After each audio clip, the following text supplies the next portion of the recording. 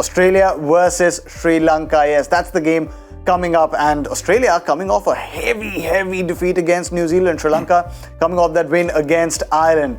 So you'd say now this game is in Perth, they're playing at home, and yet Australia would start to perhaps put those question marks, because Mitchell Marsh has said we'll play with the same 11, we don't have any doubts. But when you suffer that heavy a defeat, the question marks have to start rising, no? Yes, they would want to bounce back. The good news is they're playing in Perth. Now Perth as a venue for the subcontinent team especially has been a tricky one. So that's something which they should take confidence from, which might work in their favor. Even though Sri Lanka has won against Ireland and they've looked good, their performance was very clinical. I think still you would think that Australia has a chance of coming back in the tournament, and they need to do it as soon as possible. So you got to get back to the drawing board. You got to figure out what is required. Do that change if need be.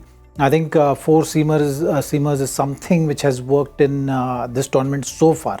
From whatever the overhead conditions are, you've seen the combinations, and teams are preferring to have four bowling options. So is that something which Australia will think about? The Cameron Green factor, will it come into play, because he's more of a say 140 click bowler. That's something which they can think of to add that extra pace and create more troubles for Sri Lankan batters. You've seen Maxwell has not been used by the captain. So the sixth bowling option in spin has not been of that much of a help. So is Mitchell Marsh going to contribute with the ball along with Stoinis?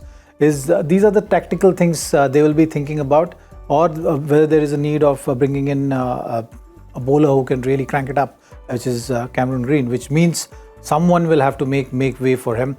So who is that individual going to be? Those are the things I think, those are the things they will be discussing in that camp. Sri Lanka, I think, will be relying on Theekshana and Wanindo Hasaranga. You would expect Australian team to be on top at home conditions. Looking at their strength against the fast bowlers, I think the mystery factor and the Wanindo Hasaranga factor, if that comes into play, then Sri Lanka is in with a good chance.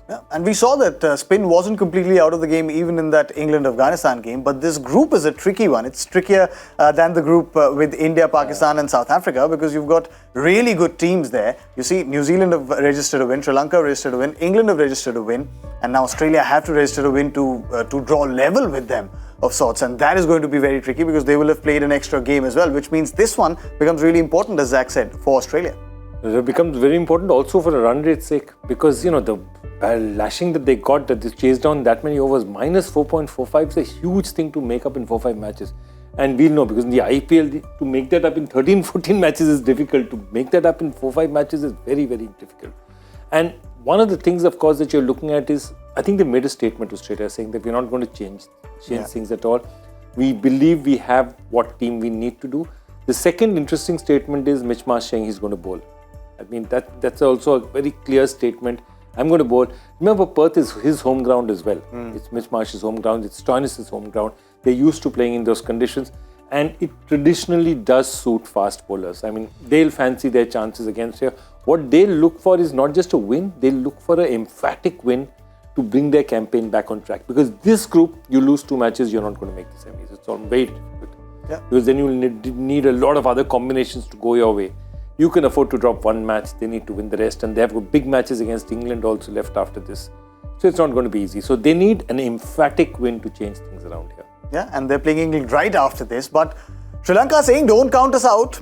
We spoiled a lot of parties at the Asia Cup, Zach, and this time around as well, they have injury concerns, but I think Pathum Nissanka should be back, so he will slot himself up the order. But even if he doesn't, in that playing 11 last game also, Dhananjaya De Silva gave them a great start, albeit against Ireland. But they have the firepower, even in the bowling, because they're playing in Perth, they have bowlers like Lahiru Kumara who can really crank up the pace. Yes, they do have the bowlers, but the deciding factor for them is going to be whether their batters are going to be up for the challenge or not. So if you put runs on board, if you get to that 160 mark, then you are always in the game.